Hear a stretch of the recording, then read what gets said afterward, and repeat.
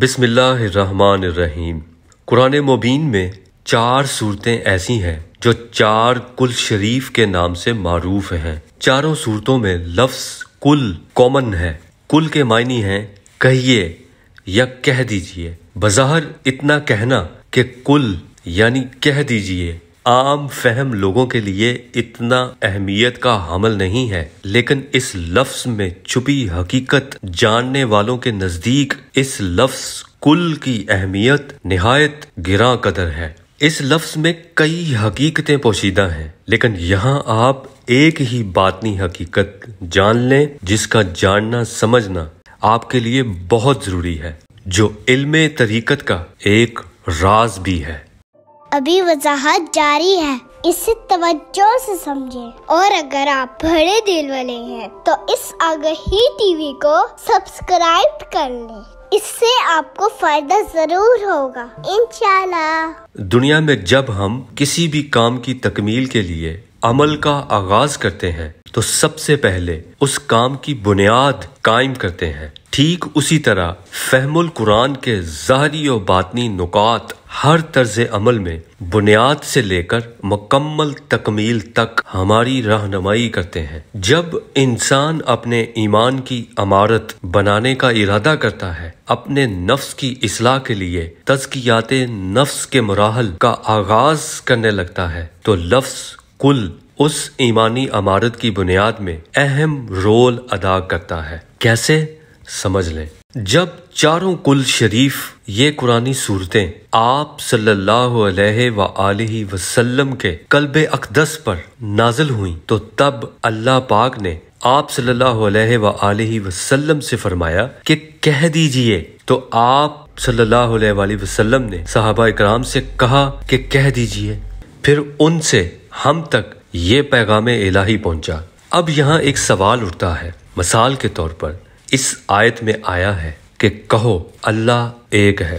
اب نماز میں ہم کس سے کہتے ہیں کہ کہو اللہ ایک ہے، جبکہ ہمیں تو پتہ ہوتا ہے کہ اللہ ایک ہی ہے؟ تو وہ دراصل ہم نے اپنے نفس کو کہنا ہے کہ کہو اور تسلیم کرو کہ اللہ ایک ہے۔ اب بظاہر ہر جو قرآنی الفاظ جیسے ہیں انہیں ویسے ہی نماز یا تلاوت میں پڑھنے کی عام علماء تبلیغ کرتے ہیں، ترویج دیتے ہیں، لیکن قرآن چونکہ ایک معجزہ ہے، الحمد سے لے کر والناس تک سراپا نور ہے، حکمتوں کا مخزن ہے، شفا، پاکی اور پرہیزگاری حاصل کرنے کا بہترین ذریعہ ہے۔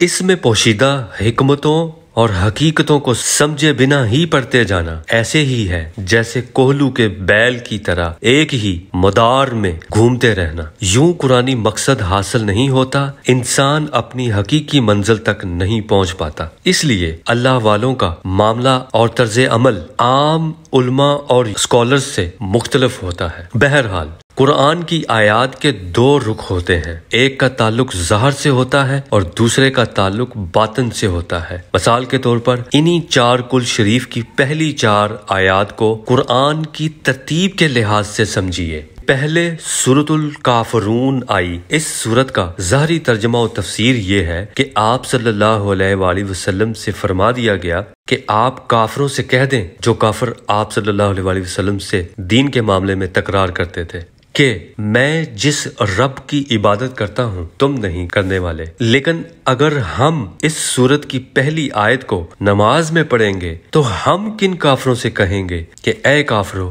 اس حالت نماز میں ہم اپنے اندر بیٹھے ہوئے 2 کافروں سے کہیں گے، ایک شیطان، دوسرا نفس۔ انسان میں موجود لطیفہ نفس کا پہلا مقام یعنی نفس امارہ شیطان کی طرح کافر ہوتا ہے، جس کی اصلاح کرنا، پھر اسے پاک کرنا اور اسے مسلمان پھر مومن بنانا، یہ باطنی بندگی، باطنی طریقت ہے، اور نفس کی درستگی اور درجات میں ترقی دینا تزکیات نفس کہلاتا ہے۔ پھر اس کے بعد سورہ اخلاص آتی ہے، جس کی پہلی آیت میں فرمایا گیا کہ کہو اللہ ایک ہے۔ اس سورہ کی اس آیت کو ذہن میں رکھیں کہ یہ ہم اپنے نفس کو کہتے ہیں کہ کہو اللہ ایک ہے، معبود صرف ایک ہے، کیوں کہتے ہیں؟ کیونکہ انسان کا لطیفہ نفس اس آیت کے مطابق برائی کی طرف حکم دیتا ہے، شیطان کی پیروی پر اکساتا ہے، زمینی باطل معبودوں کی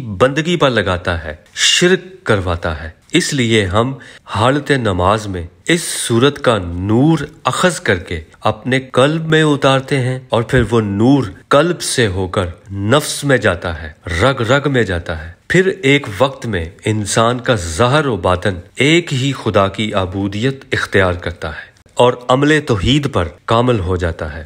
پھر سورہ فلق کی پہلی آیت کے مطابق ہم اپنے نفس کو کفر کے اندھیروں سے نکالتے ہوئے حقیقی صبح کی روشنی میں لا کر اسے اگلا درس دیتے ہیں کہ کہو میں اس صبح کے رب کی پناہ میں آتا ہوں۔ یاد رکھیں، انسان اللہ کا راز ہے اور اللہ انسان کا راز ہے، اس لیے ایسے انسان کا مقام افضل ہے، اور اس فضیلت کی حقیقت کا ادراک اپنے نفس میں اتارنے کے لیے سورہ ناس کی پہلی آیت نماز میں پڑھتے ہوئے یا اس کی تلاوت کرتے ہوئے ہم اپنے نفس کو کہتے ہیں کہ کہو میں انسانوں کے رب کی پناہ میں آتا ہوں، کہ جس کی عظیم پناہ میں انسان کا وجود، قلبی لطائف اور لطیفہ نفس کی پاک حالتیں محفوظ ہو جاتی ہیں۔ پھر انسان ہر طرح کی برائی، لغویات، ہر طرح کے کفر، فسق، نفاق اور ناپاکی سے بچا رہتا ہے۔ ایک اور بات یاد رکھیں، پورے قرآن مبین کی تعلیمات اور علم شریعت اس نفس کی درستگی کے لیے ہی نازل ہوئی ہیں، اور اس آیت کے مطابق آخرت کی کامیابی اس نفس کو پاک کرنے سے مشروط ہے۔ آگہی ٹی وی کے ویڈیوز کو لائک کریں، کمنٹس کریں، شیئر کریں۔ شکریہ۔